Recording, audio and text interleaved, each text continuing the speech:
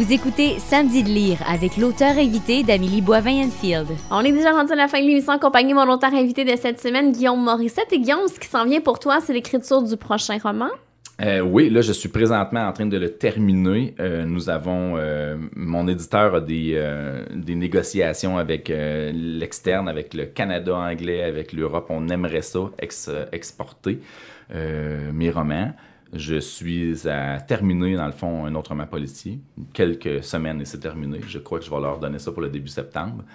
Avec ton même enquêteur? Avec le même enquêteur, le retour de Jean-Sébastien Héroux. Cette fois-là, on a un agresseur à Trois-Rivières qui fait des victimes et dont les agressions sont pour le moins singulières. Plus difficile à écrire un peu pour moi, ce genre de choses-là. Mais je tripais sur le côté scientifique de la chose. Fait que là, je me suis armé à aller chercher des informations sur les rape kits à l'hôpital, comment on traite de façon psychologique les victimes, est-ce que les gens sont obligés de témoigner, est-ce qu'ils sont pas obligés, comment on les traite avant de savoir s'il y a culpabilité ou pas.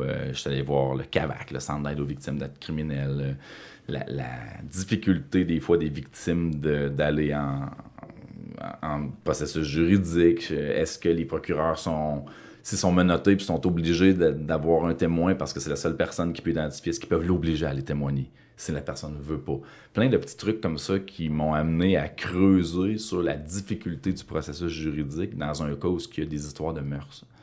Puis j'ai mis là-dedans un criminel bizarre, un agresseur avec une volonté d'agresser. Je veux dire, il y a son mobile à lui, là, évidemment. Puis j'ai sacré ça dans Trois-Rivières encore. Ma ville est de moins en moins tranquille finalement. Puis, et c'est l'équipe de Jean-Sébastien Héroux qui va traiter ça, là, d'agression en agression, jusqu'à essayer de lui mettre la main au collet. Là. Et on va pouvoir lire ça l'hiver prochain? Pour 2017, printemps 2017, selon moi, là, mais ça dépend tout le temps du processus éditorial. Oui, probablement printemps 2017. Est-ce que c'est difficile pour toi de trouver du temps pour écrire en tant que chargé de cours, plus des deux jumeaux à la maison?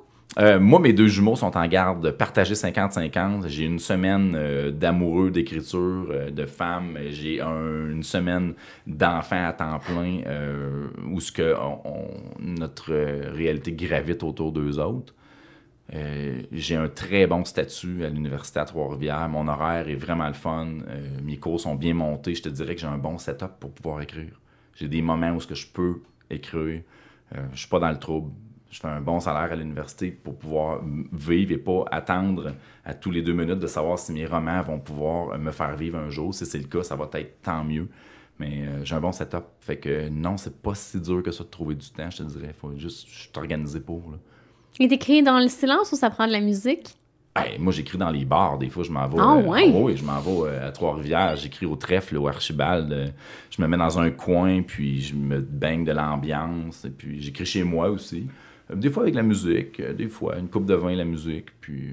Mais j'aime bien écrire en ville. Je trouve ça le fun, une terrasse. Et je baigne dans le public. Puis ouais, j'aime bien ça. Ça fait un bruit de fond à un moment donné, où que toutes les voix se mélangent. Puis... Ben merci beaucoup, Guillaume, d'être venu à l'émission. Mais c'est un grand plaisir.